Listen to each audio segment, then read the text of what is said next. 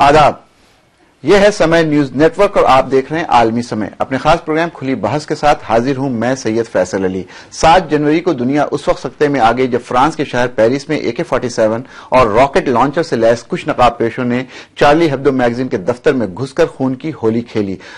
दहशतगर्दों ने 2 पुलिस अहलकार और 10 सहाफियों को मौत के घाट उतार दिया। वजह सामने आई इस मैगजीन में पैगंबर मोहम्मद सल्लल्लाहु अलैहि वसल्लम का कार्टून शाया होना। सवाल कई सारे हैं, क्या यह प्रेस की आजादी पर हमला है या मैगजीन के जरिए एक गैर जरूरी कार्टून शाया करने के पीछे कोई और साजिश है? ऐसी बेशुमार सवालात हैं जिनके जवाब ढूंढने के लिए हम अपने खास मेहमानों के साथ हाजिर हैं। इस बहस में शिरकत के लिए आज हमारे साथ स्टूडियो में मौजूद हैं सिक्योरिटी और डिफेंस के expert major general retired SP Sinha साहब, साबिक MP मोहम्मद अदीब साहब, हिंदू मजहबी रहनुमा आचार्य प्रमोद जी और सीनियर सहाफी पूर्णिमा त्रिपाठी साहिबा। और जयपुर स्टूडियो से सीधे से हमारे साथ जुड़ रहे हैं मुस्लिम स्कॉलर और इंजीनियर सलीम अहमद साहब। आप सभी का खैर मकदम है। तो आइए शुरू करते हैं खुली बहस।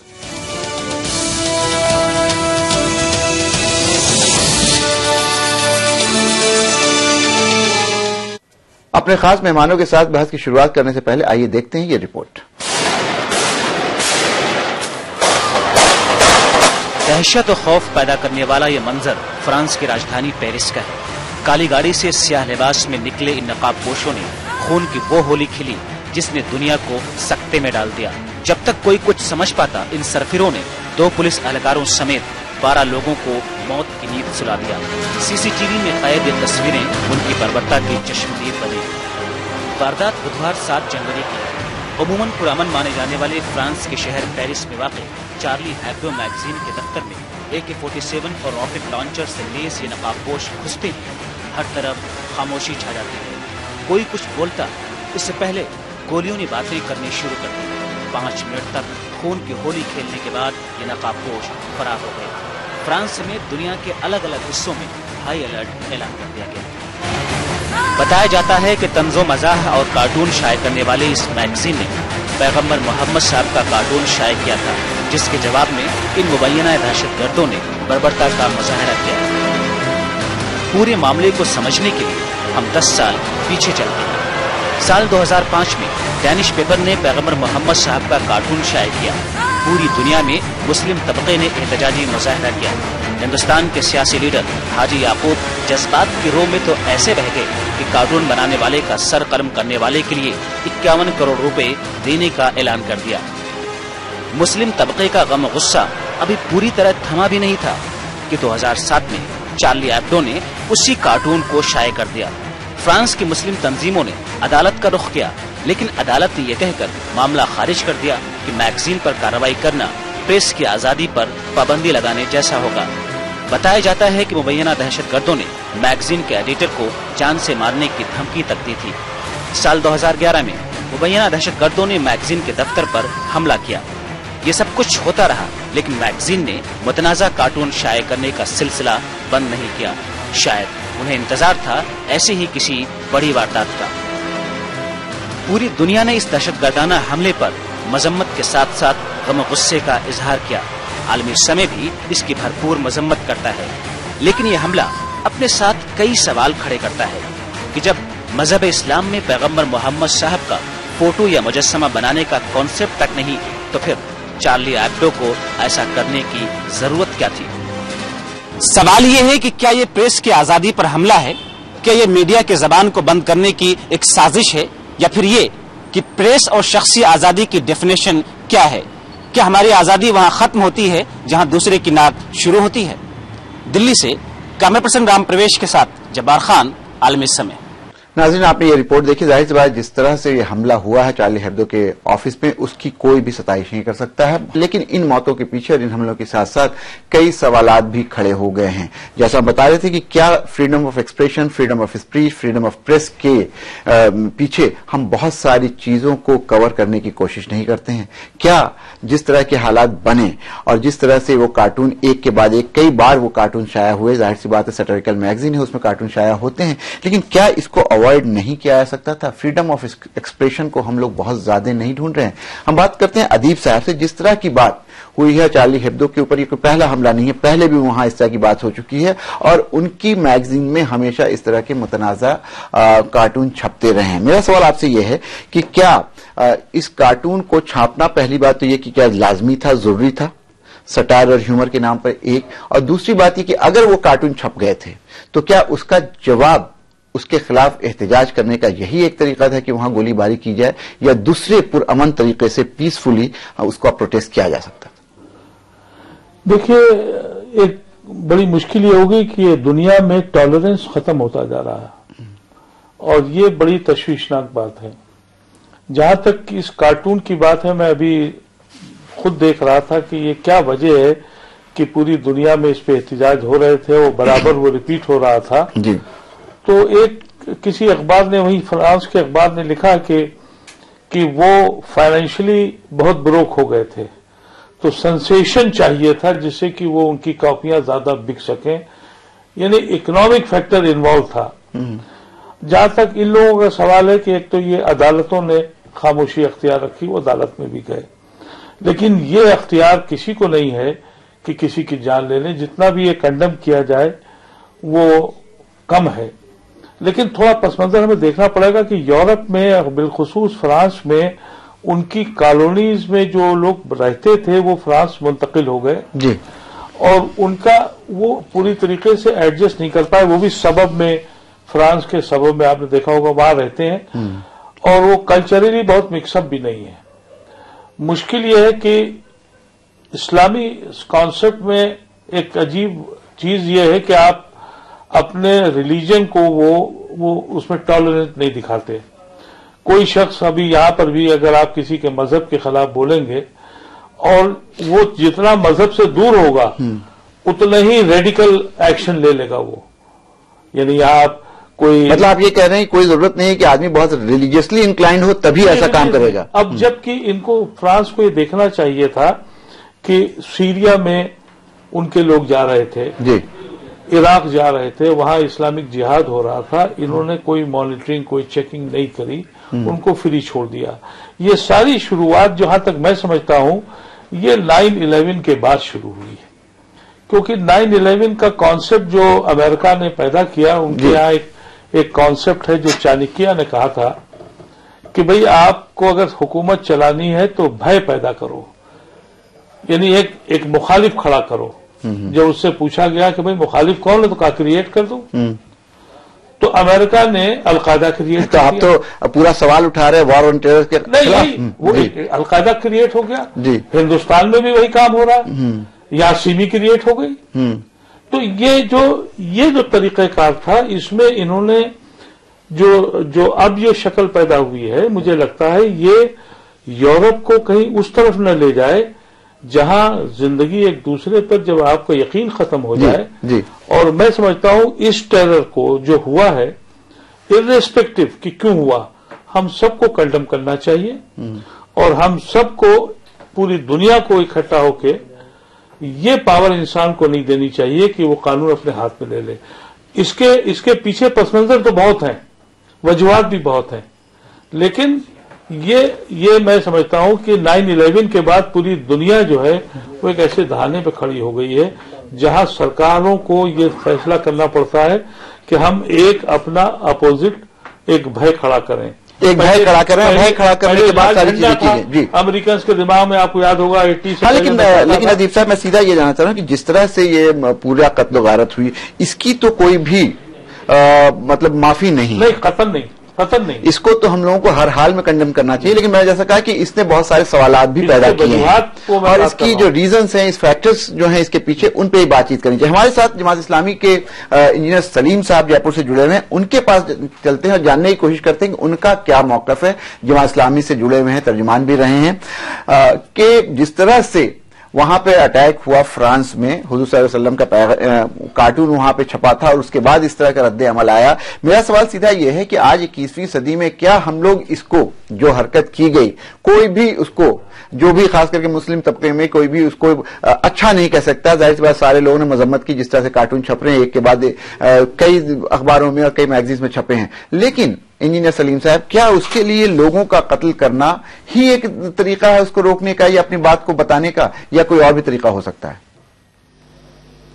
देखिए, पहली बात तो हम ये कहना चाहेंगे कि जो तशद्दुद है और वायलेंस है वो किसी की तरफ से भी हो, कोई भी करे, उसकी हमेशा मजम्मत हम करते रहे हैं और इस्लाम उसकी कभी इजाजत नहीं देता कि मासूम और बेगुनाह। नहीं, सब इस्लाम के नाम ही पे कर रहे हैं और इस तरह का, जी सारे लोग इस तरह की हरकत इस्लाम के नाम पे कर रहे हैं। मुझे नारे लगाते हैं, हाँ, अपने हाथ में झंडे उठाते हैं और इसको इन चीजों को इस्लाम से जोड़ने की जो कोशिश हो रही है जी, अभी तक ये बात वाजे नहीं है कि ये जो हमले हुए हैं ये कार्टून की वजह से हुए हैं, किसी और वजह से हुए हैं।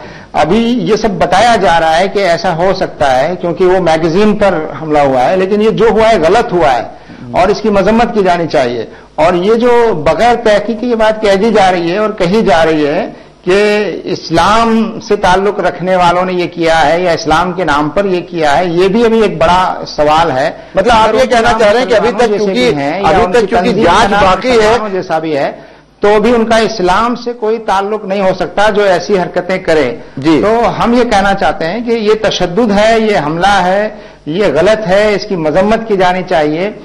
मगर इसको जो इस्लाम से जोड़ा जा रहा है और इस्लाम से जोड़ने के लिए जो जिस तरह से जस्टिफाई करने की ये कोशिश हो रही है कि ये इस मैगजीन में कार्टून छपा होगा, इसकी वजह से ऐसा हुआ है, अगर ऐसा हुआ भी है तो वो गलत है। और हम ये कहना चाहते हैं कि ये इस्लाम को बदनाम करने की एक साजिश मालूम होती है, चाहे वो कोई भी लोग कर रहे हों, और हर चीज को इस्लाम से जोड़ देना ये। इंजीनियर सलीम साहब, मोहम्मद अदीब साहब हमारे साथ स्टूडियो में मौजूद हैं, वो आपसे कोई सवाल करना चाह रहे हैं। अदीब साहब, मैं आपसे पूछना चाह रहा हूं कि मेरे मुल्क में एक लीडर है याकूब साहब, वो आज इनाम देने की बात कर रहे हैं, ये कहां तक मुनासिब बात है? वो कह रहे हैं इनको पैसे दिए जाए। गलत है, इसकी मजम्मत की जानी चाहिए। बिल्कुल यही मैं चाहता हूं कि इसकी मजम्मत होनी चाहिए उनके मुताबिक। चलिए, आप दोनों ने एक वो सवाल जो मुझे उठाना था, हाजी याकूब कुरैशी अपने को अलहाज कहते हैं, हज करके आए हैं, जाहिर सी बात है, और उन्होंने इस तरह का इनाम, और ये पहली बार नहीं है, फिर मैं आपको याद दिलाऊं नाज़रीन कि ये पहली बार नहीं है हाजी याकूब ने इस तरह की बात की है। पहले भी उन्होंने 10 करोड़ का इनाम दिया की बात कही थी, अब 51 करोड़ की इनाम की बात की। अदीब साहब, आप ही के पास वापस आऊंगा कि इनको भी मालूम है कि फ्रांस में बैठे हुए लोगों तक ना वो पहुंचेंगे ना उनसे इनाम लेने आएंगे, तो क्या नहीं लगता कि हाजी याकूब जैसे लोग सिर्फ सस्ती शोहरत के लिए करते हैं? मैंने इसलिए इंजीनियर साहब से सवाल किया था जी कि वो जमात इस्लामी के एक अहम रुकन है और बड़ी संजीदा जमात है। ऐसी जमातों को इस तरह के मसखरों के खिलाफ बयान देना चाहिए और उनके खिलाफ एक्शन लेना चाहिए। इस समाज में भी ये गंद फैलाने की कोशिश कर रहे हैं कि जिन लोगों ने कत्लेआम किया और उनके अपने मजहब को बदनाम किया, आपने उनको खुली छूट दे रखी है और टेलीविजन पे वो खुले बयान दे रहे हैं। ऐसी तंजीमें जो संजीदा तंजीमें हैं, जिसमें जमात इस्लामी सबसे नंबर 1 है, उसको आगे आना चाहिए। जी, इंजीनियर सलीम साहब, अदीब साहब कह रहे हैं कि वो जमात इस्लामी के रुकन है और बहुत अहम है जमात इस्लामी के लिए, तो कम से कम खुले लफ्जों में आपको मजम्मत करनी चाहिए कि इस तरह की बात वो कर रहे हैं। देखिए, हम मजम्मत कर चुके हैं, बाकायदा हमारे बयान प्रेस में जा चुके हैं कि अरे निकालिए उनको पार्टी से, अपनी जमात से उनको बरतरफ खिलाफ कार्रवाई चाहिए।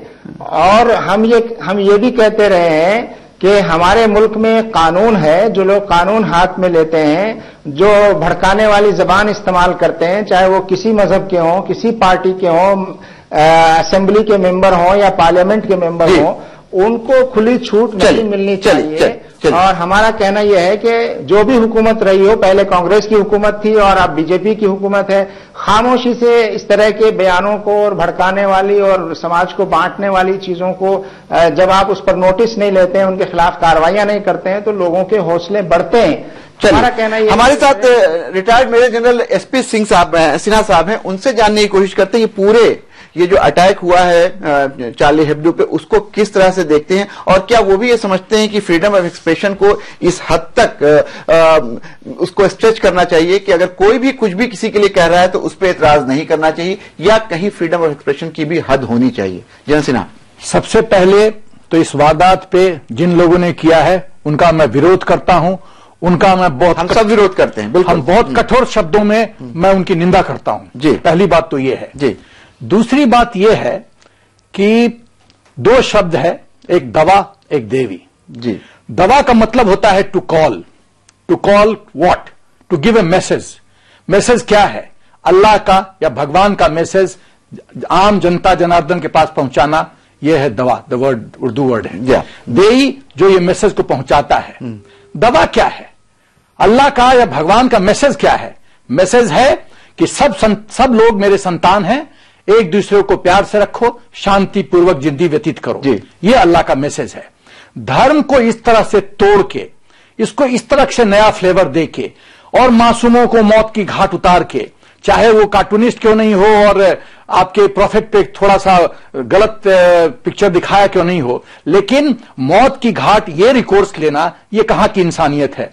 मुझे नहीं लगता है, मेरे मुस्लिम बहुत दोस्त लोग हैं, बहुत अजीज हैं मुझसे, और वो कहते हैं कि कुरान में कहीं नहीं लिखा है कि वायलेंस इस्लाम का फेस है, कहीं नहीं लिखा है, बिल्कुल नहीं। तो जो लोग इस्लाम को वायलेंस से, आतंकवाद से जोड़ते हैं, मैं तो उनके मुसलमान होने पे, उनके कुरान को फॉलो करने पे उंगली उठाता हूं, मैं फिंगर रेज करता हूं कि वो सही मुसलमान नहीं है। उनको इजिप्शियन प्रेसिडेंट अब्दुल फताह ने यह कहा है कि जो जरूरत है, वक्त का तकाजा है कि इस्लाम को मॉडर्नाइजेशन करने की जरूरत है, क्योंकि अल्लाह के नाम पे। ये तो एक बड़ी लंबी बात है इस्लाम में मॉडर्नाइजेशन की बात, लेकिन मैं ये कह रहा हूं कि क्या फ्रीडम ऑफ एक्सप्रेशन को इतना स्ट्रेच कर सकते हैं आप?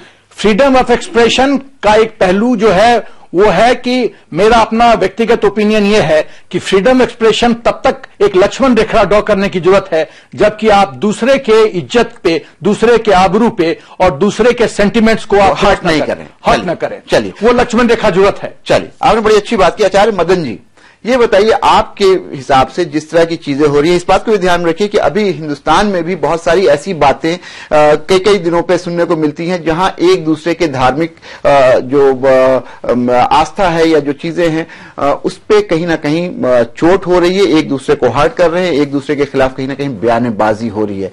इसी में ये सवाल हुआ है, और ये जिस तरह की घटना हुई है कि कहीं ना कहीं जो चार्ली हेब्डो के जो कार्टूनिस्ट थे उन लोगों ने भी कोई ऐसा कार्टून ड्रॉ किया जो उनके हिसाब से सिर्फ सटारिकल था, उनके हिसाब से सिर्फ व्यंग्यात्मक था, सिर्फ तर्ज मजाक की बात थी, लेकिन कहीं ना कहीं एक बहुत बड़े तबके को उसने तकलीफ पहुंचाई। आप क्या कहिएगा? आप धार्मिक संस्था से जुड़े हुए हैं, क्या इस तरह की चीजें समाज में होनी चाहिए? देखिए, बात फ्रीडम की है कि किसी के विचारों को व्यक्त करने से कोई रोक नहीं सकता। भारत की बात करते हैं तो भारत भारत है और यहाँ पे बहुत सारे संप्रदाय हैं जी, बहुत सारी उपासना पद्धति है, बहुत सारे कल्चर हैं, हम सब साथ मिलकर रहते आए हैं। और जितना अध्यात्म पर यहां लिखा गया है, कोई एक किताब नहीं, सैकड़ों किताबें।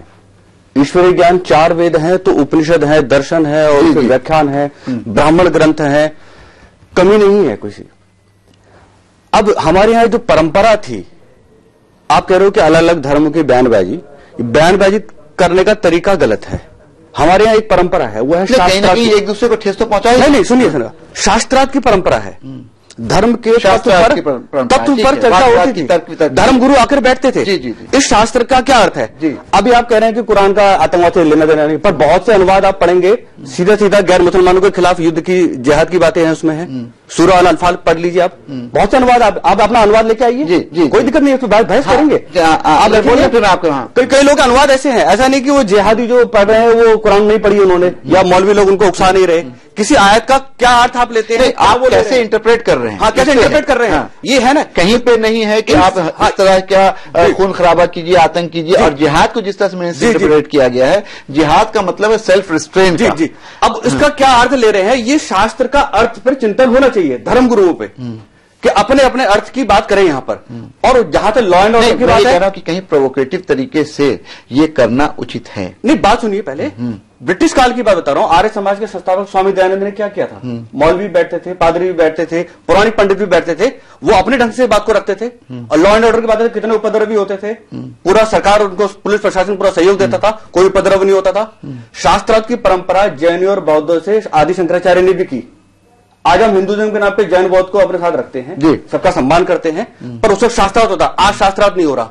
शास्त्र का अर्थ न होने से जनता जनार्दन बिल्कुल भ्रमित रहती है, अपने अपनी धारणाओं पे, अपनी अपनी आस्थाओं पे चिपके हुए हैं और दूसरे के खून के प्यासे हैं कि जो छेड़ दिया तो टॉलरेंस यहां खत्म हो रहा है। क्योंकि एजुकेशन सिस्टम और कहीं ना कहीं राजनीति धर्म की जो कर रहे हैं, ठेकेदारी कर रहे हैं, वो लोग चाहते ही नहीं कि सत्य जनता तक पहुंचे, उस पर एक खुली डिबेट हो, सही ढंग से चिंतन हो। यानी आप ये कह रहे हैं कि अगर शास्त्रार्थ होने लगे और कई धर्मों के लोग एक साथ बैठ करके कुछ चीजों क्यों नहीं विवाद है, जब विज्ञान में हम एक हो सकते हैं, गणित में हम एक हो सकते हैं, क्यों नहीं अध्यात्म के विषय में एक हो सकते हैं? लेकिन ब्रेक में जाने से पहले अदीब साहब कुछ कह रहे थे। अदीब साहब जी। मैं आचार्य जी की इस बात से कहना चाह रहा था कि इन्होंने कहा कि कुरान में ये लिखा हुआ है, बिल्कुल लिखा हुआ है। इसलिए लिखा हुआ है कि जैसे आपके यहां कृष्ण ने अर्जुन से क्या कहा था, मारो इनको, किनको युद्ध करो, सुनिए, सुन लीजिए, भीष्म पितामह को, हाँ, जो अपने सुन लीजिए, मारिए, तो आप बात सुन लीजिए, इसलिए कि वो गलती पे थे। जी जी, यही कहा कुरान ने। नहीं, कुरान आप बस मुझे आप कुरान का पढ़ाइए, मैं सुन लीजिए, आपको एक लाइन बोल रहा हूँ, उसका जवाब दे दीजिए। एक लाइन आप अल्लाह पे या कुरान पे या नबी पर, पैगंबर ईमान नहीं लाता, वो गैर मुसलमान है नहीं है, उसके खिलाफ युद्ध नहीं, बिल्कुल नहीं, नहीं, खिलाफ युद्ध किए, नहीं, आचार्य जी यहाँ पे गलत है। आप अपना जवाब लेके आइएगा, मैं कह रहा हूँ मैंने मैं बता दूं, मेरी प्रॉब्लम आपकी हमारी ये है, अब सुन लीजिए, अपने धर्म के बजाय दूसरे धर्म के अपने धर्म बोलना गलत। अगर मुसलमान ये कहना शुरू करे कि कृष्ण ने ये कहा था कि अर्जुन से कि जाओ अपने भाइयों से लड़ो, तो क्या हम ये कह दें, क्या हिंदू समाज में ये आर्डर मिला है कि जाओ भाइयों को मारो? नहीं, अधर्म की बात धर्म और अधर्म की थी, वहां धर्म और अधर्म की बात। अरे सुन लीजिए, अन्य धर्मावलंबी की बात नहीं हो रही है। सुनिए, आपका इंटरप्रिटेशन गलत आयत कब आई थी? सुन लीजिए, मैं भी बता देता हूँ, कुरान पढ़िए पूरा। ये आयत जब आई थी, जिस वक्त हमारी पहली फतेह हुई, रसूल के चचा को शहीद किया गया था, उन्होंने कहा कि जब वो लोग चले गए तो रसूल ने कहा कि नहीं, तुम लोग अब आराम से मत बैठो। वो लोग आराम से बैठे, पहाड़ की दूसरी तरफ से वो लोग आए और उनके चचा को शहीद किया। ब्रेक के बाद आएंगे तो यहाँ पे एक सीनियर जर्नलिस्ट पूर्णिमा त्रिपाठी मौजूद है, उनसे बातचीत करेंगे। लेते हैं एक ब्रेक।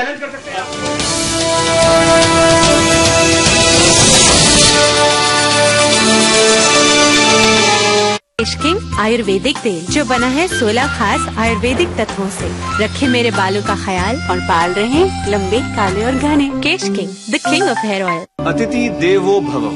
इंग्लैंड की कैथरीन के साथ घटी ये घटना बहुत कुछ बयान करती है। Very good show. Very good design, Rajasthani design. 100 rupees. 50 rupees. No, This is ma'am, my last 100 price. rupees. Listen, you're ripping me off. You're cheating me. I That's don't want 100. them. No, you're cheating me. Ma'am. I don't want your shoes. I don't want your shoes. Madam ji, take it back. My bag. I'm sorry. Catherine अपने bag के साथ साथ कुछ अच्छी यादें भी वापस ले गई। हमारे हीरो, देश के हीरो राजेश प्रताप।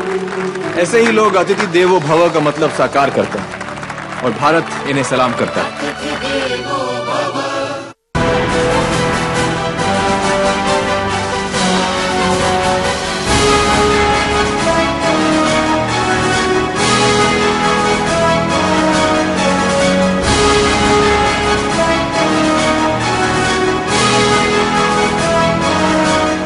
खबरों का महवर बनती हैं जो खास शख्सियात जिनसे मुतासिर होते हैं मुल्क और कौम के हालात। ऐसे रहनुमाओं की दो टूक बात सैयद फैसल अली के साथ। देखिए तकरार इतवार की रात 8:30 बजे और पीर की दोपहर 2:30 बजे सिर्फ आलमी समय पर।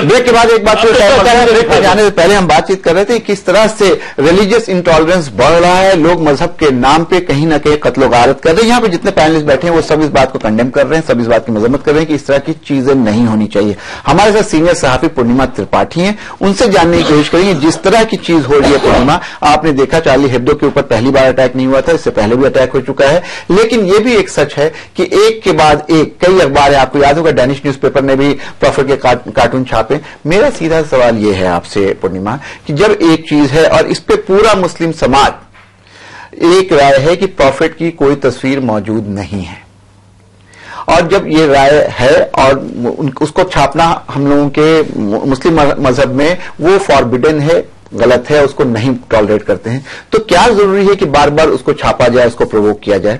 क्या फ्रीडम ऑफ एक्सप्रेशन का मतलब यही है कि आप एक दूसरे की धार्मिक भावनाओं को ठेस पहुंचाएं और एक दूसरे के धर्म में, एक दूसरे के मजहब में कहीं ना कहीं खामियां और खोजते रहें?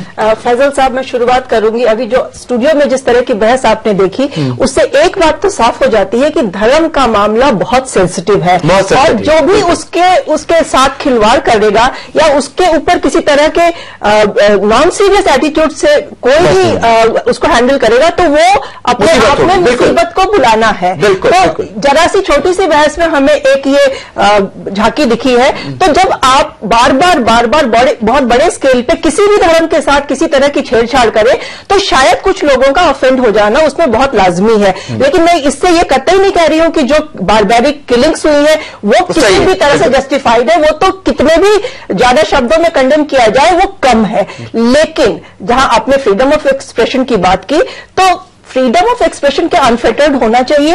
आज मैं मीडिया से खुद हूं, मैं बहुत सालों से मीडिया में हूं, और हमें अपने आप से आज ये एक सवाल पूछने पे मजबूर होना पड़ रहा है कि क्या unfiltered freedom of expression media का कोई बर्थराइट है क्या? हमें बहुत अच्छी बात कही आपने जी। हमें मुझे इस वक्त वोल्टेयर की वो बात याद आ रही है कि उसने कहा था कि I may disagree with you but I will defend your right to say what you feel like till my death.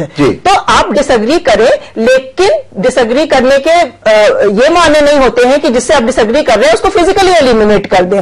लेकिन उसके साथ मैं ये भी ऐड करना चाहूंगी कि किसी और ने भी कहा है कि your freedom stops where my nose begins. तो ये दोनों चीजें मिला के ही हम एक बैलेंस बना सकते हैं, और जिस तरह का इमोटिव माहौल 9/11 के पोस्ट हम देख रहे हैं वो बैलेंस बनाना बहुत जरूरी है, और मीडिया को ये अपने आप से पूछना होगा और अपने सारे आप ये कह रहे हैं और सेल्फ सेंसरशिप जरूरी है। बिल्कुल जरूरी है, ये हमारी सेल्फ रिस्पॉन्सिबिलिटी बनती है कि हमारी अकाउंटेबिलिटी सोसाइटी के लिए क्या है, हमारे समाज के लिए क्या है, और उसको सोच के उसको ये कोई कतई न ले कि ये किसी के एक्सप्रेशन पे हमला है, लेकिन ये हमारे लिए खुद इंट्रोस्पेक्ट करने की बात है, और हम अपनी सीमाओं को ना लांघे, ये शायद एक बहुत बड़ा सबक हमें इससे लेना चाहिए।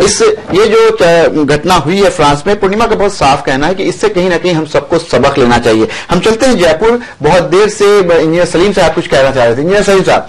हाँ जी, देखिए एक बात तो हमारे कई पैनलिस्ट ने बात कही है, हम भी वही बात कह रहे हैं कि ये जो वाकया हुआ है पेरिस में, जी इसको और जो फ्रीडम ऑफ एक्सप्रेशन है, दोनों चीजों को जोड़ के देखना इस वक्त ठीक नहीं है। हम ये कहना चाहते हैं कि ये जो वाकया इसकी ये किसी भी तरीके से ये जायज नहीं है, और इसकी जितने शदीद अल्फाज में इसकी मजम्मत की जानी चाहिए वो की जानी चाहिए।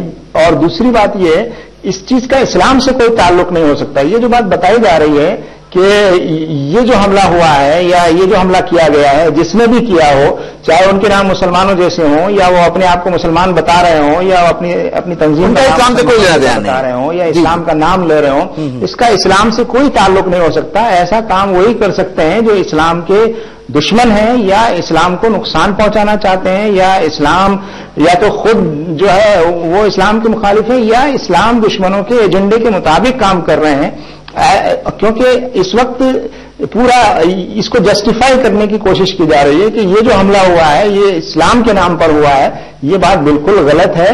ये इस्लाम के नाम पर ऐसी कोई चीज हो नहीं सकती है। इस्लाम के नाम पर आपसे हो नहीं सकती। गुजारिश करना चाहते हैं कि अभी जिहाद का जिक्र आया और जिहाद की जो है वो डेफिनेशन बताई जा रही है कुरान ये कहता है सूरह मायदा में कि जिसने किसी एक शख्स का मासूम और बेगुनाह का कत्ल किया, उसने गोया सारे इंसानों को कत्ल किया, पूरी इंसानियत को। जिसने एक इंसान की जान बचाई, उसने सारे इंसानों की जान बचाई। जी। तो ऐसी चीज को दहशत से जोड़ना ये बिल्कुल ठीक नहीं है। ठीक है, ठीक है। अदीब साहब, आपसे जानना चाहेंगे, जिस तरह की बात इन्होंने कही, जाहिर सी बात है कहीं भी रिलीजियस स्कॉलर चाहे किसी भी धर्म के हो, इस बात को कभी भी प्रमोट नहीं किया जा सकता है कि इनोसेंस की किलिंग हो। लेकिन एक चीज और जो बार बार आ रही है कि एक पैटर्न दिख रहा है खास करके यूरोप में, कि कहीं ना कहीं कभी कोई फिल्म बन जाती है डेनमार्क में, कभी कोई कार्टून छप जाता है, फिर किसी तरह की शरीयत के ऊपर कोई बात हो जाती है। तो क्या ये कोई एक ट्रेंड हो गया है? और ये सारी चीजें 9/11 आपसे एक बात कही थी, ये 9/11 के बाद एक कोशिश की गई है कि एक मुखालिफ खड़ा करो, क्रिएट करो। नहीं, इसमें एक सवाल आपसे और जानना चाह रहा हूं। आपने अभी जनरल साहब ने एक बात कही थी जी, बहुत अच्छी बात कही थी कि एक्सप्रेशन का भी फ्रीडम जो है उसकी एक लक्ष्मण रेखा होनी चाहिए। अगर आप पूर्णिमा भी कह रही हैं, अगर आप उसको क्रॉस करते हैं, लेकिन होता है, ये हो रहा है, सब जगह कर रहे हैं ये। मैंने मिसाल के तौर पे कहा, एक किताब उसने लिखी थी बांग्लादेश के एक राइटर ने, जी जी, उस पे मुस्लिम्स को एतराज हुआ। हमारे हिंदुस्तान में वो बाल ठाकरे साहब ने उसकी कॉपियां करा के कहा मैं तो बांटूंगा। बाल ठाकरे साहब को उस किताब से क्या लेना देना था, क्या मतलब था, लेकिन कहा कि नहीं मैं करूंगा। वो तो कहिए उस वक्त की सरकार प्रॉम्प्ट थी, अगर प्रॉम्प्ट ना होती तो घर घर फिर दंगा हो जाता। आपको एक लाइन ड्रॉ करनी पड़ेगी। और सबसे बड़ी बात यह है कि टॉलरेंस जो पूरी सोसाइटी में अब दुनिया में फैल रहा है, टॉलरेंस नहीं रह गया। और टॉलरेंस कि जब कैसे प्रमोट किया जाए, क्या किया जा सकता है? टॉलरेंस ये कि जब आप इंजस्टिस करेंगे और कभी न कभी जब आप किसी को दबाते चले जाएंगे। एक चंद दिन पहले ऑस्ट्रेलिया में एक ब्लास्ट हुआ था जी, वहां 2 लोग मरे थे और वो पूरा हंगामा चला था। उसी दिन कैलिफोर्निया में 5 लोग एक मार दिए गए थे, उसी वक्त एक रेस्टोरेंट में।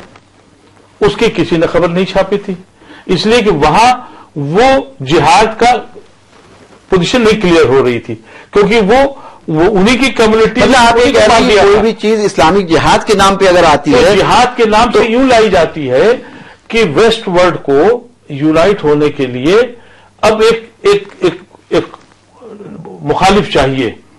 और ये कुछ सरफिरे पागल ये लोग जो इस वक्त इस्लाम के नाम पे कायदा के नाम से ये सब क्रिएशन उसी वर्ल्ड का है, यहां का नहीं है। सऊदी अरेबिया को पैसा देकर और अफगानिस्तान में लड़ाई को रशियंस को भगाने के लिए अलकायदा क्रिएट की गई। जब अलकायदा हल्की पड़ गई तो आज वेस्ट का मामला यह है कि भाई इराक को 3 हिस्सों में बांटा जाएगा, सीरिया को बांटा जाएगा, लीबिया को तोड़ा जाएगा। इसके लिए उन्होंने एक ऐसे पागलों की जमात खड़ी की है। और मैं समझता हूं कि उनको हमारे ऐसे लोग मुसलमान तस्वुर नहीं करते। हम समझते हैं वो क्रिएट इस तरह की चीजें करते हैं, उनको हम मुसलमान नहीं मानते। अदीब साहब का ये कहना है। पूर्णिमा, इसी जो बात इन्होंने कही है कि कहीं बहुत ज्यादा जब ज्यादती होती है, इनजस्टिस बहुत ज्यादा होता है, तो कहीं ना कहीं उसके बाद रिएक्शन भी होता है। इसी बात को मणिशंकर अय्यर ने कहा जब फ्रांस में अटैक हुआ, तो उन्होंने कहा कि मुसलमानों को जिस तरह से पूरी दुनिया में मारा जा रहा है 9/11 के बाद, उनको टारगेट किया जा रहा है, तो इस तरह का रिएक्शन हालांकि बहुत गलत है, लेकिन इस तरह का रिएक्शन बहुत वाजिब सा है और बहुत नेचुरल सा है। आप क्या कहिएगा? नहीं, मनीषा अय्यर की बात से तो मैं एग्री नहीं करती हूँ। वाजिब तो खैर किसी तरह से इसको नहीं ठहराया जा सकता है, लेकिन वाजिब नहीं कहा उनका कि बहुत नेचुरल है। 9/11 के बाद एक माहौल जो बिगड़ा है वो तो हमें दिखाई दे रहा है। ये बात आप भी मानती हैं? बिल्कुल मानते हैं। और यूरोप में खास करके और अमेरिका में जो एक परसिक्यूशन की फीलिंग एक बहुत बड़े माइनॉरिटी कम्युनिटी के अंदर पैदा हो रही है, उस चीज को हम नकार नहीं सकते। That's a fact, that's a reality. लेकिन वो क्यों हो रहा है, हम इस पे कितनी बहस आज देख रहे हैं। उस पर कोई बहस नहीं हो रही है, और चूंकि कोई बहस नहीं है, कोई डायलॉग का चैनल नहीं है, तो जो अपने आप को परसिक्यूटेड फील कर रहे हैं उनको शायद अपने एंगर को एक्सप्रेस करने का जरिया नहीं मिल रहा है, तो वो इन गलत जरियों के बहकावे में आ जाते हैं। आई थिंक कि हमें एक चैनल ऑफ कम्युनिकेशन इस कम्युनिटी के अंदर में क्रिएट करना पड़ेगा, सो दैट कि एंगर को कहीं ना कहीं आउटलेट मिल सके। एंगर को कहीं ना कहीं आउटलेट मिल सके। मदन जी, जिस तरह की चीजें हो रही हैं, पूर्णिमा भी कह रही है, अदीप साहब ने भी कहा और मणिशंकर अय्यर ने भी ये कहा कि ये चीज बन रही है पूरी दुनिया में, जिसके कारण मुसलमानों में गुस्सा है, मुसलमानों में कहीं ना कहीं एक एहतजाज करने का कोई दूसरा तरीका नहीं मिल रहा है, तो इस तरह की बातें कर रहे हैं जो पूर्णिमा भी कह रही है। मेरा सवाल ये है कि अगर इस तरह की बात है भी, तो जो बात अभी इन्होंने कही अदीप साहब ने कि अगर कोई फिरा राइटर कोई बात लिख देता है तो उसको भारतीय समाज में, जहां हम लोग हमेशा गंगा जमनी तहजीब की बात करते हैं, मिलजुल के रहने की बात करते हैं, अगर मान लीजिए कि इस्लाम के ऊपर किसी तरह की कोई इस तरह की विभत्स टिप्पणी होती है और इस तरह की किताब लिखी जाती है या इस तरह की का कोई लिटरेचर आता है, तो क्या ये हम लोगों के लिए, सबके लिए ये नहीं है कि इसकी हम लोग कम से कम मजम्मत करें? उसको आप बांटने की जो बात करते हैं कि हम और छपवा के रिप्रिंट करवा के बांटेंगे, तो इससे कहीं ना कहीं समाज बटेगा। देखिए जी, अगर बांग्लादेश की लेखिका शायद अगर तस्लीमा नसरीन है, तो अगर किसी ने राइटर ने कुछ लिखा है तो उसके सत्य की जांच पड़ताल होनी चाहिए। पहले सत्य सब तक लोगों तक पहुंचना चाहिए। अगर कोई कहते हैं कि इसकी कॉपी बंटवाई जाए, और इस सरकार ने तो बिना पढ़े उसको बैन कर दिया था, ये भी बात हुई थी, तो क्या हम ये फ्रीडम को रोक नहीं रहे किसी की लेखक की? अगर उसकी अपनी सरकार ने उनको यहाँ रहने का वीजा भी दिया, हाँ वीजा भी दिया है, सब कुछ आज भी रह रही है तस्लीमा यहाँ पे, तो उसकी इसका मतलब है कि उसकी किताब में कोई ऐसा गलत तथ्य नहीं होगा, वरना इसको ये कौन तय करेगा? ये जनता तय नहीं, जनता तय जिसके आपकी बात है वो करेगी। वही तो यही टॉलरेंस है ना कि आप उसको छपने नहीं देंगे, आप उसे बताइए। चलिए मदन जी, मैं आपसे सीधा सवाल पूछ रहा हूँ कि अगर कोई अभी पीके पे क्यों इतना हंगामा हो रहा है? अगर ऐसी ही टॉलरेंस की बात है, पीके जायज है नहीं, तो आपके ये है कि सरकार ने पढ़ लिया उसको, नहीं सरकार ने पढ़ लिया है, तो फिर आपके सारे हिंदू समाज के जितने भी बड़े ऑर्गेनाइजेशन सब उसको कंडेम कर रहे हैं। कुछ बात शिव जी को दौड़ते हुए दिखाया, शिव जी को भागते हुए दिखाया। अगर मोहम्मद को और दौड़ता दिखाते थे तो उसकी जरूरत नहीं है। मैं वही कह रहा हूँ, टारगेट क्यों किया? ये मेरा सवाल आपसे सीधा एक मिनट एक कृष्ण का पात्र या भगवान का पात्र कोई बना हुआ है, जब रामलीला होती है तो राष्ट्रपति कह लो, प्रधानमंत्री कह लो, उस पात्र को, हालांकि वो शिव नहीं है, राम नहीं है, उनको प्रणाम करते हैं, हंगामा प्रतीकात्मक, एक मिनट, प्रतीकात्मक प्रणाम करते हैं उसको, पर यहाँ पे उसको अपमानित करते हुए दिखाया गया। अगर वो सिंबॉलिक रूप से कोई भिक्षा भी मांगता है, यही बात कह रहे हैं, उसको अपना वो प्रतीकात्मक है, सिंबॉलिक है, लेकिन फिर भी प्रतीक है, तो उसको गलत तरीके से पेश किया गया है। उसके बाद मैं एक थोड़ा सा ऐड कर दूं, पीके पिक्चर मैंने देखी है और उसमें भगवान को अपमानित करने वाली वैसी कोई भावना नहीं है। वो बहुत ही जो कुछ एक नहीं, ये मदन जी कह रहे हैं अपमानित करने की भावना है। प्रेजेंट जो किया हुआ है वो इतने हास्यास्पद तरीके से प्रेजेंट किया गया है का विषय हिंदू धर्म ही रह गया है। धर्म के ऊपर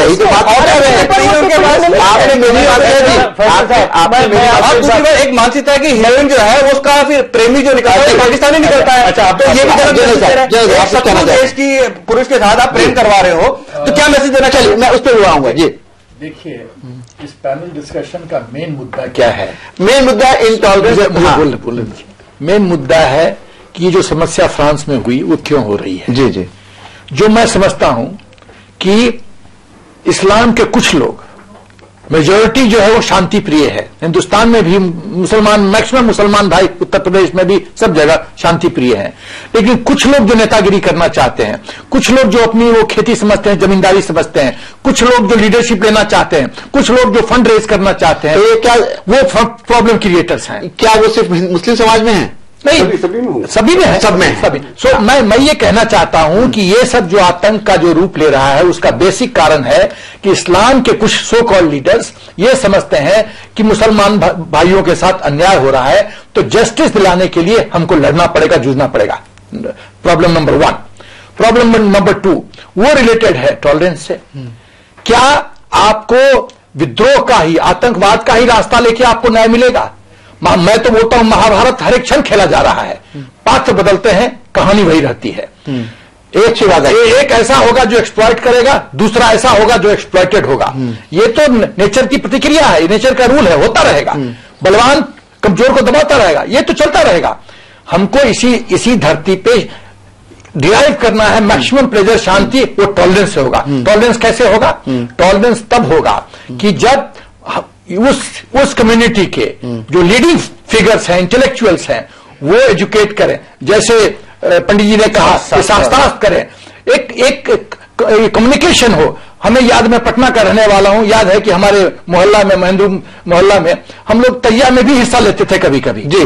तो इस तरह का जो ज्वाइंट पार्टिसिपेशन हो, तब टॉलरेंस की सीमा बढ़ेगी। वही सीधा सवाल। फ्रांस में अगर आए, फैजल साहब मैं इसमें ऐड कर दूं, फ्रांस में ये कोई एकदम से समस्या सामने आई है ऐसा नहीं हुआ है। पिछले कई सालों से हम ये देख रहे हैं कि फ्रांस हमेशा जाती रहती है। मैं पिछले हफ्ते लौट के आई हूँ फ्रांस से। हम कई छोटी छोटी हरकतें हम देख रहे हैं, जैसे वहां की गवर्नमेंट डिक्लेयर्ड सेक्युलर गवर्नमेंट है, उनकी जो पॉलिसी है उसमें वो धर्म का कहीं पे कोई रोल नहीं है। तो उन्होंने कुछ सालों पहले बुर्का बैन किया था, उसके बाद वो फेस कवर करना जिसको किया हिजाब बोलते हैं उसको भी बैन किया। तो छोटी छोटी चीजें हैं जो कि बहुत इनॉक्वस साउंड करती हैं, बट उसकी वजह से शायद वहां की कम्युनिटी में एक संदेश ये जा रहा है कि उनको परसिक्यूट करने की कोशिश की जा रही है, उनकी जो आइडेंटिटी है उसको मिटाने की कोशिश की जा रही है। और इसके बैकग्राउंड में हम देखें वहां पर कि एक्सट्रीम राइट विंग जो पार्टी है, जो नेशनल फ्रंट पार्टी है, अभी वहां 2 साल में इलेक्शन होने वाले हैं। तो शायद इंडिया की तरह ही इलेक्शन जब नजदीक आने लगते हैं तो कुछ लोग ऐसे होते हैं जो एक पर्टिकुलर किस्म का माहौल बनाने लगते हैं जिससे शायद उनको फायदा हो जाए। तो कहीं ना कहीं पॉलिटिकल मोटिवेशन भी हो सकता है। कुछ उसमें लग रहा है कि पॉलिटिकल भी अंदर से कहीं ना कहीं इंसुलेटिंग फैक्टर्स काम कर रहे हैं, जिसको हम टोटली नजरअंदाज नहीं कर सकते हैं, हालांकि वो बहुत जल्दी होगा। आपने एक बात कही है पूर्णिमा कि वहां पे हिजाब बैन हो गया, नकाब बैन हो गया, उसके बाद वो जो हेयर कवर करके आती हैं मुस्लिम लड़कियां वो भी बैन हो गया। ठीक है, वो उनका एक सिस्टम था, बैन हो गया। हमारे यहाँ बहुत सारी चीजें होती। कल मैं ट्रैवल कर रहा था फ्लाइट में, मैं हिंदुस्तान में जो हमारे जो सिख भाई हैं उनको प्लेन में भी कृपान लेके चलना अलाउड है। जिस दिन आपने उसको ये बैन किया तो कहीं ना कहीं ये स्थिति पैदा होगी। नहीं, बिल्कुल नहीं, तो हमें कम्युनिटी की फीलिंग्स, उससे तो आप कुछ नहीं बोलते हैं, फीलिंग्स का थोड़ा ख्याल रखना चाहिए कि उनकी जो स्पेसिफिक बिलीफ्स है उसको आप हर्ट ना करें। जी जी। अभी जैसे जनरल साहब ने कहा कि हमको आपस में बैठ के करना चाहिए, ये बात मैं आचार्य जी से कहना चाहता हूं जी कि अभी उन्होंने ये कहा कि साहब वो बांग्लादेश में किताब लिखी गई और बैन कर दी गई और हमने छपवाई इसलिए कि वो बुरी थी या पहचाना थी। अच्छा, अच्छी थी, बहुत अच्छी थी, हाँ चलिए अच्छी थी, इन्होंने कहा। लेकिन अभी पीके पे देखिए, पीके के इसका जवाब नहीं है इनके पास। अच्छा नहीं, पीके को बैन करने की आपने सिफारिश की, किसी मुस्लिम संगठन ने ये कहा कि इसको दिखाया जाए? नहीं, किसी ने उसका विरोधी किया। अगर मुस्लिम संगठन को ये अख्तियार नहीं है कि अगर किसी हिंदू समाज में या हिंदू गॉड को या गॉडेस को नुकसान बुरा दिखाया गया है कि हिंदू मुस्लिम समाज इसका ऐलान करे कि नहीं दिखाओ, ये काम ये काफी करते हैं आजकल। और उसकी वजह से मुसलमान ने, क्योंकि पीके सुन लीजिए आचार्य जी, किसी मुस्लिम ऑर्गेनाइजेशन ने ये कहा कि पीके दिखाई जाए? किसी ने नहीं कहा। किसी ने जांच का विषय हो रहा है, किसका लग रहा है? इसलिए हम चला कौन कर रहा है? अभी तक बात करके सामने आने वाला है। आपको सलीम अमेरिका में जो बैन हो चुकी है, बाहर की जो विदेशी कंपनी है बिल्कुल जो बैन हो चुकी है, उसमें सलीम साहब कुछ कहना चाह रहे हैं आप? देखिए, मैं तो ये कहना चाहता हूं कि इस पूरे मसले में 2 पहलू हैं। एक पहलू तो वो है जो इस्लाम और मुसलमानों को बदनाम करने की जो इंटरनेशनल साजिशें और कोशिशें हो रही हैं, वो यहाँ पे आचार्य मदन जी ये कह रहे हैं, एक मिनट मेरी बात सुन लीजिए। आचार्य मदन जी ये कह रहे हैं कि अगर कोई किताब छपती है इस्लाम के विरोध में, इस्लाम मुखालिफ या हुजूर सल्लल्लाहु अलैहि वसल्लम के खिलाफ में, तो उसको पहले पढ़ने दीजिए लोगों को, लोगों को समझने दीजिए। लेकिन साथ साथ ये भी ये कह रहे हैं कि पीके में जो कुछ हुआ वो गलत है। पीके फिल्म में मुस्लिम लड़के के साथ लड़की शादी दिखाना गलत बात है। इंटरनेशनल सब्जेक्ट बहुत सारे हैं, किसी फिल्म का विरोध किया गया? तो हम लोग भी कह रहे हैं कि बहुत सारे सब्जेक्ट हैं, इसको नो गो एरिया कर लीजिए। जी जी जी सलीम साहब, जैसे दरअसल हमारे पास एक पैमाने जो है वो बराबर नहीं है। ऐसा नहीं है कि ये पैमाने बराबर नहीं है। इससे पहले कोई इस तरह की फिल्म हो, विश्व जल्दी बैन कर दिया। हम शुरू से कहते रहे हैं कि जो है वो इंसान को खुदा की दी हुई एक बहुत बड़ी नेमत है, बहुत बड़ी एक चीज है जिसकी हिफाजत हर कीमत पर होनी चाहिए, मगर उसके साथ साथ वो अनलिमिटेड नहीं हो सकती।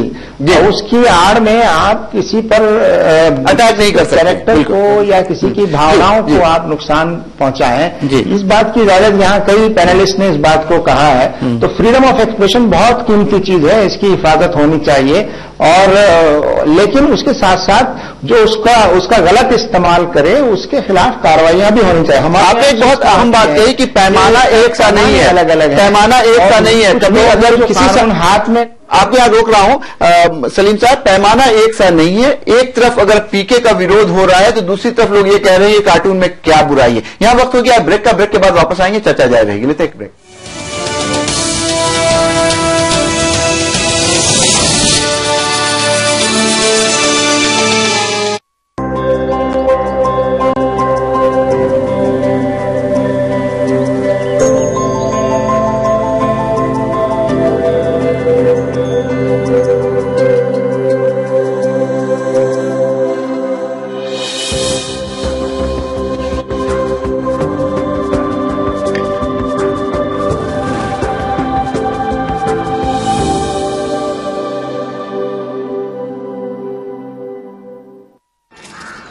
प्रियंका भारती, हाँ। शारदा, विमल और हरिया सभी धराओ। ये प्रियंका, बहुत नाम है इनका। अपनी इज्जत और सफाई की खातिर अपने निकाह के दूसरे दिन ससुराल छोड़ने की हिम्मत दिखाई और अपने मर्द से बैतुल खुला बनवाने की मांग की। सुना उसने? जब सोच और इरादा नेक हो तो सब सुनते हैं, जैसे उसके मर्द ने सुना। स्वच्छ भारत मिशन, एक कदम सफाई की तरफ। आप भी अपने घर में बैतुल खुला बनवाएं और इस्तेमाल करें। जहाँ सोच वहाँ बैतुल खुला। केश किंग आयुर्वेदिक तेल जो बना है 16 खास आयुर्वेदिक तत्वों से। रखे मेरे बालों का ख्याल और बाल रहे लंबे, काले और घने। Kesh King, the king of hair oil.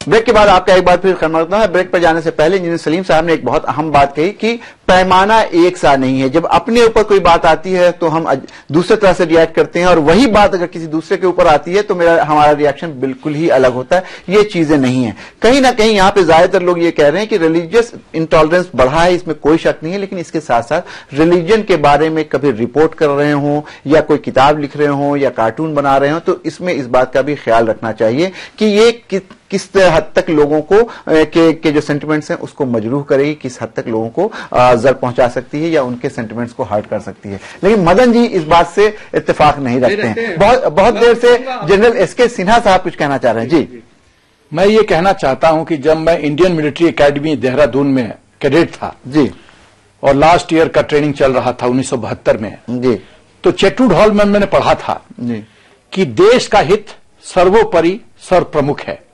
उसके बाद हित उसका होता है जिस यूनिट में तुम नौकरी करते हो और सबसे अंत में होता है तुम्हारा अपना हित जी। उसी संदर्भ में मैं कहना पसंद करूंगा कि जब हम जितने विवादों की बात करते हैं तो वो विवाद या वो संघर्ष या वो लड़ाई या वो चीज जो देश के हित में सामने खड़ा हो तो उसको उठा के फेंकने की जरूरत है, क्योंकि देश का हित सर्वोपरि सर्वप्रमुख है।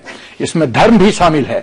तो धर्म गुरुओं से, हम सब डिफरेंट कम्युनिटीज से मैं आपके चैनल के माध्यम से ये अपील करना चाहूंगा कि जो आप कुछ भी एक्शन लेते हैं तो अंतःकरण में झांक के देखिए कि आपके इस हरकत से कहीं देश का तो बुरा नहीं हो रहा है। बहुत इंपॉर्टेंट बात की जनरल सिन्हा। मदन जी आपके पास आऊंगा। ये कह रहे हैं कि देश के हित को देखते हुए हम लोगों को रिएक्शन देना चाहिए। देश का हित इसमें है कि सारे समाज, सारे धर्म के लोग मिलजुल कर रहे हैं। अगर हमने आपके ऊपर तंज करना शुरू कर दिया, कमेंट करना शुरू कर दिया, आपने हमारे देवी देवताओं के ऊपर आक्षेप और आरोप लगाने शुरू कर दिए, ये समाज विकटित हो जाएगा।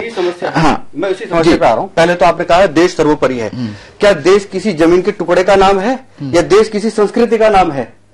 आप बताइए। भारत पहले बहुत बड़ा खंड था, अफगानिस्तान संस्कृति आप किसको मानते हैं? वैदिक संस्कृति की बात कर रहा हूँ। वैदिक संस्कृति की बात कर रहा हूँ। बात करेंगे जिसमें उस पर लोगों को संस्कृति इज नॉट इंडियन संस्कृति। क्या जब जय हिंद का नारा लगाते तो क्या मुसलमानों के राज्य से नारा लगवाएंगे? क्या हिंदुस्तान का मतलब है हिंदू संस्कृति। हिंदुस्तान का मतलब पूर्वज बदल जाएंगे क्या? 90% मुसलमानों भी हिंदू है। आपके पूर्वज हमारे पूर्वज क्या अलग है? नहीं। क्या आपने बहुत बड़ी बात कही है? हिंदुस्तान क्या महाभारत हिंदू संस्कृति ये कहना है मदन जी का। पूर्णिमा आपसे जानना चाहेंगे, क्या आप इससे एग्री करती हैं? क्या? नहीं, बिल्कुल नहीं एग्री करते हैं। हमारा तो वही मानना है कि हिंदू, मुस्लिम, सिख, ईसाई आपस में सब भाई भाई, और हम जब तक इस चीज को याद रखेंगे। हिंदू कोई संप्रदाय नहीं है, उसको पहले संशोधन कर लीजिए। यही तो पाखंड हो रहा है, राजनीतिक पाखंड। शब्दों के सरकार है भाई। नहीं, वही तो शब्दों के भेड़ चाल चल रही है। अब हिंदू का मतलब क्या निकाल रहे हैं? हिंदू में आर्य समाजी भी है, बौद्ध भी है, जैन भी है, सिख भी है। अगर हम लेंगे तो पर किसी तरह से डिवीजन किया जा रहा है, हिंदू शब्द के साथ खिलवाड़ हो रहा है। आप ये क्यों जय हिंद का नारा लगा रहे तो किसी संप्रदाय विशेष के लिए नारा लगता है क्या? या हम बोलते हैं ये हिंदुस्तान है वो पाकिस्तान है, तो क्या ये किसी संप्रदाय विशेष की बात हो रही है? क्या सहमत है कि इंडियन शब्दों के साथ इंडियन नेशनलिज्म और हिंदू नेशनलिज्म एक है? मेरे बाबूजी बहुत धार्मिक थे जी। उन्होंने मुझे महाभारत 14 बार पढ़वाया, 14 टाइम्स जी। मेरी जो धर्म की जो आस्था है वो ये है कि Hinduism is not a religion, it is a way of life, it is a philosophy. वो एक आस्था है, एक विचार है, एक सोच है। हिंदू एक को धर्म का जो हम लोग टैग दे रहे हैं वो बहुत छोटा टैग है, वो हिंदुइज्म का अपमान है। पहला चीज। दूसरा चीज जो मैं कह रहा हूं, जब हम भारत के प्रवेश के संदर्भ में देखते हैं तो भारत में हम लोग का जो संस्कृति है, जो चरित्र है, वो खाली हिंदुइज्म का चरित्र नहीं होना चाहिए, उसमें सभी लोग का मिश्रण होना चाहिए। यदि कोई ईद मनाता है तो मैं जाके अपने मुसलमान भाई की ईद को विश करूंगा, लेकिन उसको भी उतना ही इज्जत हमारे धर्म को करना पड़ेगा। बिल्कुल बिल्कुल। आप यदि हिंदुस्तान में रहते हैं तो धर्म संभाव, इसके लिए धर्मगुरु बैठे आपस में शास्त्रार्थ करें, चिंतन करें, म्यूचुअल टॉलरेंस, धर्म में जो म्यूचुअल सामने लाए। आप फैजल साहब एक चीज बताइए, घर में कौन ऐसा शख्स है जो कि अपने पत्नी से डिफर नहीं करता है? कौन ऐसा शख्स है अपने बेटे से डिफर नहीं करता है?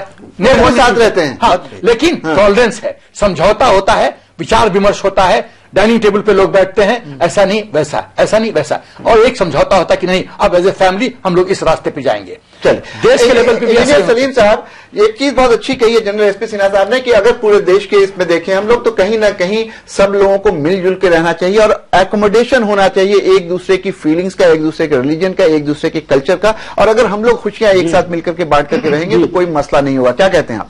जी बिल्कुल, जमात इस्लामी हिंद तो ये राय रखती है बराबर, और इस्लाम की भी तालीम यही है कि आप जिस समाज में रहते हैं उस समाज के जो दूसरे धर्मों के लोग हैं, दूसरे मजहब के लोग हैं, उनके साथ आपका न सिर्फ मेल जोल हो बल्कि उनके ख्यालात आप जानें, उनकी बात आप सुने, आपकी बात वो सुने, और एक दूसरे को जानने से लोग करीब आते हैं, गलतफहमियां दूर होती हैं, दिल कुशादा होते हैं, मोहब्बतें बढ़ती हैं और उससे मुल्क मजबूत होता है। हमारा जो देश है उसकी बुनियाद संविधान है, हमारा जो दस्तूर है उसमें इस बात को इसलिए इतना जोर देकर कहा गया है कि मज़ाहिब को, सारे धर्मों को बराबर का दर्जा होगा, हर एक को आजादी होगी, हर एक को अपनी पसंद का धर्म अख्तियार करने की आजादी होगी, उसका प्रचार प्रसार करने की। पूर्णिमा से हम एक सवाल और करना चाह रहे हैं। पूर्णिमा, आप यहाँ रोकूंगा चाहते हैं सलीम साहब। पूर्णिमा एक चीज और देखिए, जिस दिन ये सानिया वहां पे हुआ है, ये जो गोलीबारी हुई है, उसके बाद हिंदुस्तान के एक टीवी चैनल ने पूरे अपने एक प्रोग्राम में अपील की लोगों से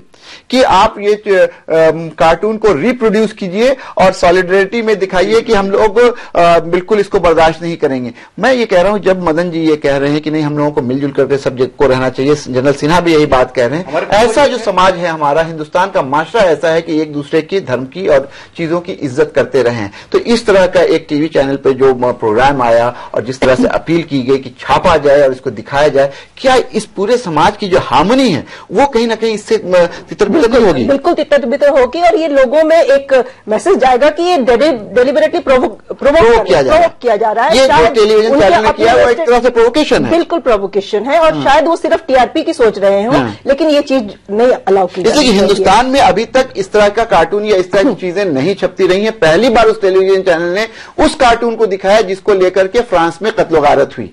क्या कहिएगा अदीब साहब? मैं तो आपसे यही कहना चाह रहा था कि जो अभी बात की गई है, टॉलरेंस को क्रिएट करना पड़ेगा, लेकिन पिछले कुछ दिनों से जो स्टाइल पैदा हुई है आज हिंदुस्तान के संदर्भ में कह रहा हूं मैं, कि यहां एक कॉम्प्लेक्स पैदा हो गया है।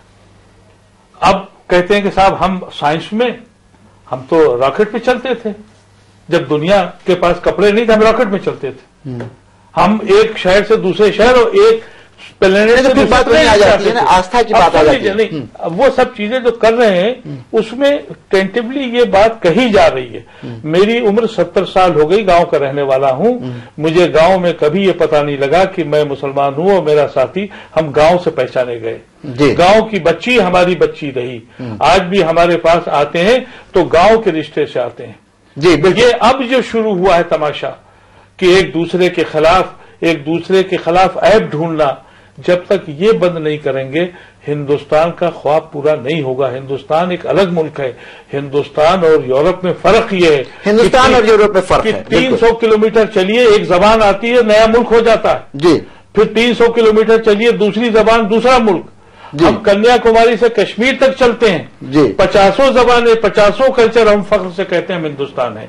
इस हिंदुस्तान को बचाना हमारी जिम्मेदारी। जनरल सिन्हा साहब, मैं वही सवाल आपसे करूंगा, जिस तरह से एक टेलीविजन चैनल के जरिए या कुछ लोगों के जरिए इस तरह की अपील की गई कि नहीं उस कार्टून को फिर से दिखाया जाए और यहाँ पर बार बार दिखाया जाए, तो जो बात आप सिन्हा साहब कह रहे हैं, जो बात अदीब साहब ने कही, मदन जी ने भी उसी बात कही कि हिंदुस्तान में सर्वधर्म समभाव की भावना रही है, मिलजुल करके रही है, तो इसको कहीं ना कहीं ठेस पहुंचने की बात है। जो फ्रांस में हुआ वो गलत हुआ, हम लोग सबको उस बात को बिल्कुल कंडेम करते हैं, लेकिन क्या जिस कारण से वो हुआ उसी तरह के माहौल को हिंदुस्तान में पैदा करने की छूट दी जानी चाहिए? जब आप मर्यादा की लक्ष्मण रेखा क्रॉस करते हैं और किसी भी धर्म को, किसी भी इंडिविजुअल को, किसी भी व्यक्ति, किसी समूह, किसी ग्रुप के उसके भावनाओं को खराब करते हैं, हर्ट करते हैं, तो उसका तो परिणाम बुरा होता है। बोया पेल बबूर का तो आम कहां से होए। यदि आप घृणा का, यदि आप आतंकवाद का, यदि आप इस तरह की बातें करेंगे तो उसका अंजाम तो बुरा होगा। लेकिन मैं एक चीज कहना चाहूंगा फैजल साहब आपके चैनल के माध्यम से जी कि कुछ हद तक, with due respect to journalism, media ji, कुछ हद तक मीडिया भी दोषी है। आप चीजें दिखाइए, बट आप एक नॉन हीरो को इतना हीरो बना देते हैं। बहुत अच्छी बात कही आपने। उसी और आम जनता जो गांव में बैठा है वो उससे प्रभावित होता है और उसकी लीडराई एक्सेप्ट कर लेता है। भिंडरावाले को किसने क्रिएट किया जी? किसने क्रिएट किया जी? Who was Bhindranwale? Mister nobody. किसने क्रिएट किया? तो मेरा एक देखिए, फिर मैं अपना आईएमए की टीचिंग पे आऊंगा। देश का हित सर्वोपरि सर्वप्रमुख है। अमन चैन शांति हो देश में, यह सर्वोपरि सर्वप्रमुख है। और इसलिए इस रास्ते में कोई भी कांटा सामने आए उसको निकाल देना चाहिए। उठा के मदन जी क्या कहिएगा आप? इस तरह की चीजों को हम लोग को भारत में प्रमोट करना चाहिए? नहीं, प्रमोट नहीं, इस तरह कल्चर आने देना चाहिए। किस तरह कल्चर? कि जो चीज से, जिससे कहीं पे समाज आतंकवादियों के लिए जवाब था कि जिस चीज से तुम डर रहे हो, फेयर कर रहे हो कि इस्लाम खत्म हो जाएगा। आप ये कह रहे हैं कि इस्लाम खत्म नहीं होता, कोई धर्म खत्म नहीं होता। आप कहीं ना कहीं यही कहना चाह रहे हैं कि नहीं, अगर वो किया जाता है तो कोई बुराई नहीं है? नहीं, एक आलोचना से कोई धर्म अगर ढह जाए, ताश के पत्तों की तरह, रेत के महल की तरह ढह जाए, तो ऐसे धर्म को क्यों बचा रहे हो? तो फिर आप क्यों एक फिल्म से अगर कोई धर्म को, फिल्म नहीं है, बात हो रही है उस परंपरा को रोक रहे हैं, गलत परंपरा की बात कर, और भी हम बात कर रहे हैं, केवल उसी बात नहीं, और फिल्म में भी बैन लगा था उस तरह से। लास्ट कमेंट नहीं, अभी जनरल साहब ने मीडिया की बात की, तो मीडिया तो सबका फेवरेट पंचिंग बैग है, ये हर कोई जानता है। हर ले के सारी रिस्पॉन्सिबिलिटी मीडिया की जहां तक भिंडरावाला की बात रही, उस वक्त मीडिया का बहुत ज्यादा रोल नहीं था भिंडरावाला को क्रिएट करने में, और ना मीडिया उतना इंट्रूसिव था उस वक्त। आज इंट्रूसिव है, लेकिन उस वक्त नहीं था। तो सिर्फ मीडिया नहीं, समाज के हर तबके की रिस्पॉन्सिबिलिटी बनती है, की जिम्मेवारी तो बिल्कुल बनती है। तो सबसे पहले मैंने सबसे शुरुआत में ही अपने उसमें कहा था कि अनफिल्टर्ड फ्रीडम ऑफ एक्सप्रेशन आपका बर्थ राइट नहीं है। आपको अपने अंदर झांक के कहीं ना कहीं अपने लिए खुद सीमाएं तय करनी होंगी, और उसके बाद आपने बहुत अच्छी बात की कि कोई चीज भी अनफिल्टर्ड नहीं है, फ्रीडम भी एब्सोल्यूट नहीं है। कहीं ना कहीं हमको, जो जनरल सिन्हा ने कहा, कहीं ना कहीं लक्ष्मण रेखा खींचनी होगी। जितने भी पैनलिस्ट यहाँ पे हैं, इन सारे लोगों ने इस बात को कहा कि जितनी भी चीजें हो रही हैं उसमें लक्ष्मण रेखा जब पार करते हैं तो इस तरह की चीजें बनती है। एक बात अदीब साहब ने कहा, जिस तरह का माहौल 9/11 के बाद बना है, उसके बाद प्रोसिक्यूशन की जो फीलिंग है वो कहीं ना कहीं है मुसलमानों में, इसको भी वेंट करने के लिए कोई और दूसरा जरिया मिलना चाहिए, जो पूर्णिमा त्रिपाठी ने भी कहा। लेकिन किसी भी समस्या का, किसी भी चीज का हल कत्ल गारत से नहीं हो सकता है, इनोसेंट्स का खून बहाने से नहीं हो सकता है। लोगों को ये चाहिए, चाहे वो अखबार हो, मीडिया हाउसेज हो, जर्नलिस्ट हो